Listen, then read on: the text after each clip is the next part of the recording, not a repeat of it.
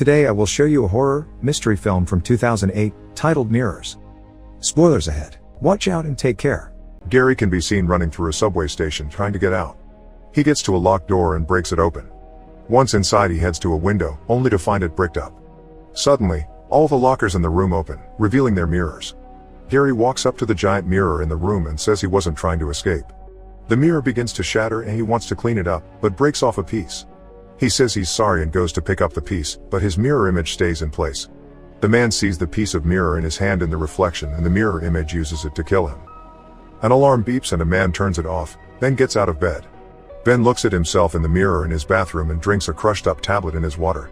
He says goodbye to his sister Angie and tells her everything will be fine. Ben walks over to an abandoned estate and the security guard Lorenzo lets him in. They walk toward the burned building and Lorenzo explains that he worked there when the fire took the building out. He tells him that even after 5 years the owners are still in a legal battle with the insurance company. Before the building was a store, it was a hospital that closed down in the 50s. The company expects security to patrol the place every couple of hours, but it usually remains calm. Lorenzo says that the cosmetics department gives him the creeps at night because there is no electricity and too many mirrors.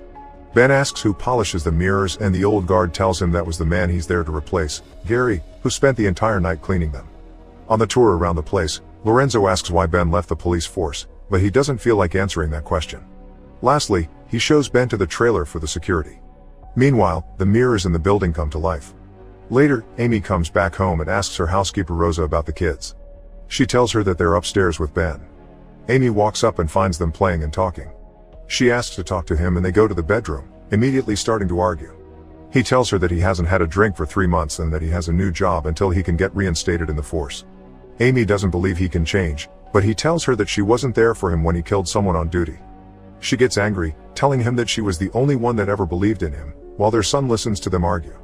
He apologizes, but they continue to fight.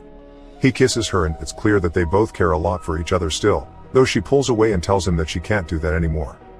That night, Ben is at work, still getting used to the place. He finds a bottle of whiskey in the cupboard, but puts it aside. His alarm rings and he goes out on patrol inside the building. The inside of the burned store looks like a true nightmare come to life. Ben arrives at the cosmetics department. He sees his reflection in one of the mirrors and cleans some dirt off his uniform. Before he leaves, he notices a handprint on the mirror. He lights it up again and tries to clean it, but it looks as if it's stuck from the inside. The entire mirror has handprints going way up to the top. A door opens in the reflection, but in reality it remains closed. Ben still goes over to check on the real one, but keeps checking the reflection. The door leads to a steep staircase, bringing Ben down to a flooded basement. He turns the lights on and the door in the reflection slams shut. The next day, Ben is at home taking another tablet, when his sister shows up and tells him not to take them anymore. She's concerned about him and he tells her that even though he doesn't like his new job, he needs it to take care of Amy and his kids. He doesn't want to sleep on her couch for the rest of his life. She tells him that he should think about getting a daytime job.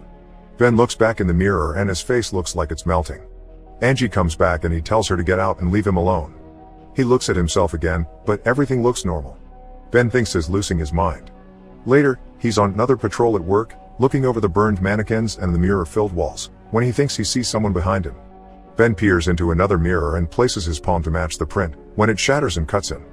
Looking back at it, the mirror looks unbroken and suddenly a burning woman appears behind him that vanishes when he turns around. He looks back at the reflection and sees people in flames, but nothing in real life. A fire starts and Ben bursts out in flames, but in reality there is nothing wrong with him. He puts himself back together when he notices that everything is fine and he finds Gary's wallet on the floor. Ben gets back to the trailer and goes through Gary's locker. He cleans out his wound and dresses it. Ben checks Gary's wallet and finds a note inside, with the word Essiker written on it. He's back inside the building and goes up to the second floor to the cosmetics department. When he gets there, he checks the walls and suddenly hears a woman screaming in pain.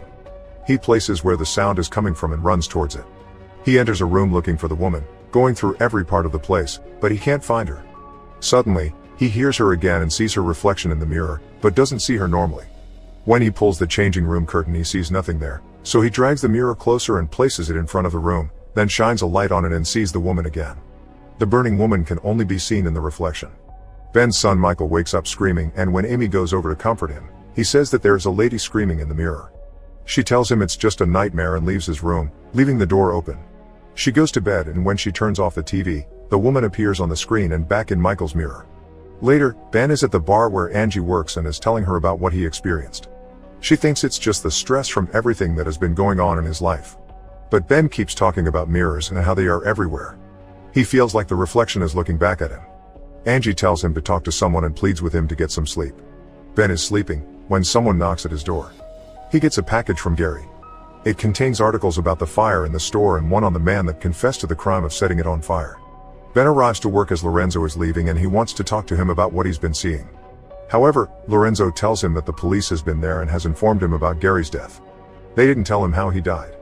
Lorenzo tells Ben that they'll send someone over to fix the leak in the basement.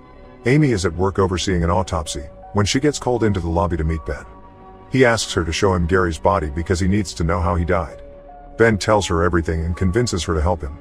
They walk into the freezer room and the pathologist informs them that he killed himself, but the police is still investigating. The pathologist tells Ben that he used a piece of mirror to do it. He looks at the body and his reflection says the word Essiker. Ben also asks for his file and manages to convince Amy to help him. He looks through the photos of the crime scene and shows Amy one where the weapon can be seen. Only the reflected weapon has blood on it, while the real one has none. Ben has started to think that the mirrors are showing something that isn't really happening, making us do things that we don't want to do. Amy tells him not to talk like that if he wants to get reinstated. He says that he's seeing things and feeling what they're showing him. She asks what medication he's taking to stop drinking. Ben shows it to her and she says that the drug has a lot of side effects. He apologizes for bothering her and thanks her for trying to help. Later, Angie is getting ready to take a bath. She takes off her robe and walks away to the tub, with her reflection staying in the mirror. As soon as she's in, the reflection begins to tear her face in two, making the same thing happen to Angie in reality. She dies in the tub.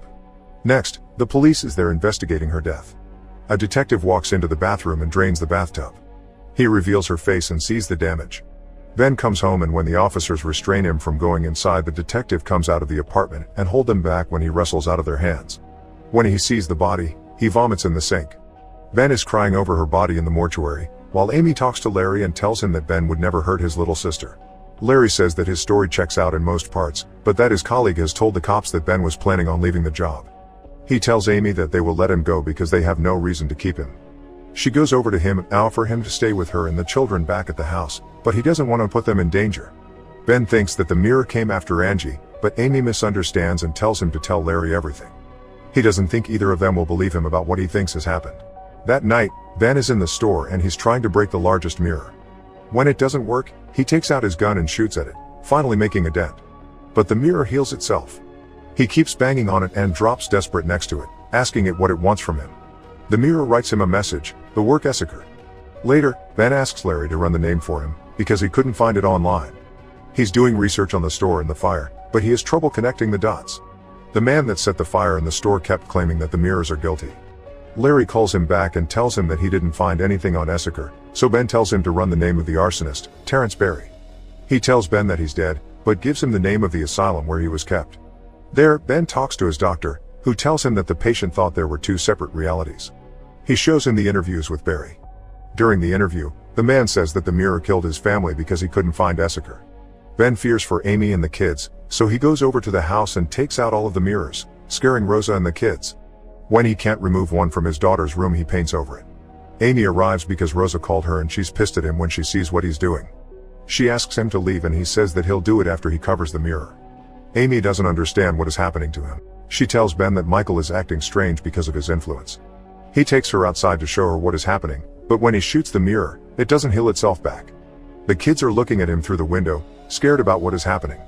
Amy begs him to put the gun away and come inside, but he drives off. In the car, he can't calm himself down and almost has an accident when he sees Angie in the rearview mirror. He avoids the accident and destroys the mirror. Ben goes back to the store and walks through the basement looking for something. He finds an old sign of the psychiatric wing of the hospital that was there before and locates the place where the water in the basement is coming in. He breaks a hole in the wall and enters a room with a strange contraption inside.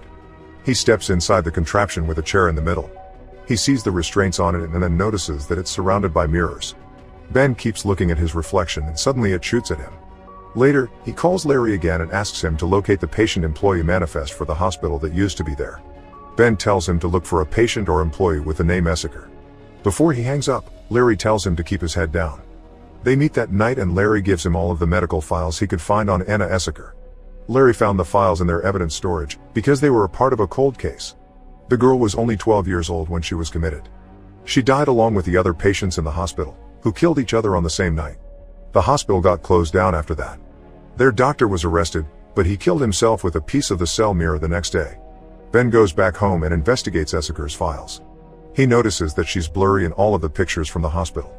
She was committed for schizophrenia with delusional and violent behavior. The only picture he finds from her that isn't blurry is from the year before she died. He finds another file that says that she was discharged from the hospital 2 days before the massacre. Suddenly, he hears cracking behind the covers of his TV. He removes them and shows the reflection Anna's photo. Ben realizes that Anna is still alive. Meanwhile, his daughter is brushing her teeth in front of a mirror that Amy brought back in the house. Michael is talking to someone in his room, sitting in front of the mirror. He stands up, but Amy sees his reflection still in the mirror. When the child leaves, she goes over to the mirror and the reflection smiles at her. Amy calls Ben and tells him to come to the house because she is very scared from what she saw in the mirror. She believes him now, and they are both seen covering up every reflective surface in the house, from mirrors to windows and TVs. When they're done, he says goodbye to the kids, then to Amy, who is sorry that she didn't believe him. Ben goes to Pennsylvania to find Anna. He turns on a dirt road when he sees her name on the mailbox. Ben arrives at the house and recognizes it from the photo. He knocks on the door, and when no one answers, he goes to the window when a dog scares him. A boy walks out asking what he wants, and Ben tells him that he's looking for Anna Essaker. He tells his mom what Ben is asking for, and she comes out of the house asking what he wants from Anna. Ben lies to her that he's writing a paper on schizophrenia, and she sends the boy in to tell his grandfather that someone is asking about his sister. The old man takes him down to the basement where they used to keep her because her fits were too violent. He tells Ben that they had every priest, healer and doctor from all over the county, but no one could help her. Ben steps in and sees the state of the place where the girl was kept, as her brother tells him that Dr. Kane was the only one that answered their cries for help. He didn't believe in demonic possession, and he thought that he could help her. Ben asks the brother where she went after the hospital, but he thinks that she died there. Ben tells the man that he knows she was dismissed earlier and finds out that she stayed with them for a little while. She left because a strange thing began to happen with the mirrors in the house, while the girl was totally cured. He asks him where he can find her, and the brother tells him that she was sent in a monastery where mirrors are forbidden, so they can't get to her. Ben gets to the monastery and asks to speak to Anna. Ben tells Anna that he came there to ask her why the mirrors from the hospital are so desperate to find her. He begs for her help to save his family. Anna tells him that the mirrors are windows to our world. What wishes to find her is what is imprisoned inside them. Dr. Kane's therapy consisted in making the patients remain in a mirrored room for days on end to rid them from their schizophrenia. But he was wrong. Anna wasn't cured. The demon that was inside of her passed on into the mirrors and has been collecting the souls of those it has killed since. She thinks that if she comes back there, it can use her as a vessel to cross the threshold back to the real world. Ben tries to convince her, but she won't do it. He tells her about all the people that were murdered and shows her a picture of his family so she can understand who he's trying to save. Meanwhile, Michael's reflection opens the door to the room where Amy and the kid are.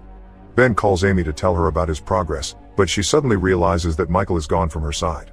When she looks through the door, she finds the house flooded. Ben tells her to be careful of the reflections in the water. She sees that the mirrors have been scrapped off too. Ben tells her to find Michael and stay away from the water and mirrors. Suddenly, something moves behind her and Amy drops the phone. Ben storms into Anna's room and threatens her to come with him. Simultaneously, Amy is turning off all the pipes, and when she reaches the one in the bath, she sees Michael in the reflection, then gets pushed under the water and begins to drown. At the same time, the daughter hears her voice calling her and she enters her room. When she walks inside, she sees her mom in the reflection behind her. The reflection grabs her and starts cutting her, when the real Amy comes inside and pulls her away from the mirror. The reflection is angry that they escaped. Amy hides her daughter in the closet and tells her not to move from there no matter what she heats. The house keeps flooding. But Amy walks down to the first floor to find Michael. He's scraping off the paint from the mirror with a knife. Michael tells Amy not to be scared because he just wants to play with them.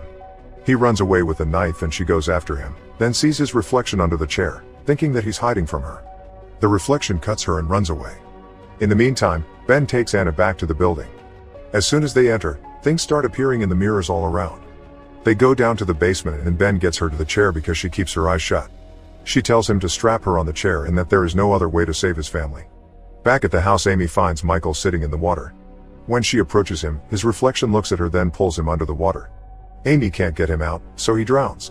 Anna tells Ben to leave her inside and begins to pray as the demon pushes through the mirror reality. She opens her eyes and all the mirrors in the building explode, killing her in the process. Michael is released from the water too, and Amy performs CPR on him until he spits out the water. The mirrors in the building are completely destroyed. Ben walks inside the mirror chamber, but doesn't find Anna there.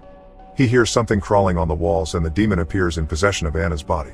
Ben shoots at it, but it keeps dodging him. Eventually it attacks him and throws him out of the room, then drags him around the basement. Ben struggles with the demon, but manages to push her onto a gas pipe. He shoots at it and the whole thing goes off in flames. The building begins to fall apart as Ben tries to escape it. The demon attacks him again, but he pushes it off and it gets caught under the rubble. Ben gets caught as well. Fortunately, he pulls himself out of the rubble and walks outside, where a cop car is waiting. Policemen and firemen pass by him, but no one notices him. He walks over to Lorenzo, but sees that his badge is the wrong way round. The signs on the cars are the same way. He finally checks the wound on his hand, but it appears on the wrong one. Ben walks outside, but doesn't see his reflection. He puts his palm next to a mirror and his print appears on the other side. Make sure to subscribe and turn on notifications so you can watch more videos like this. Thanks for watching.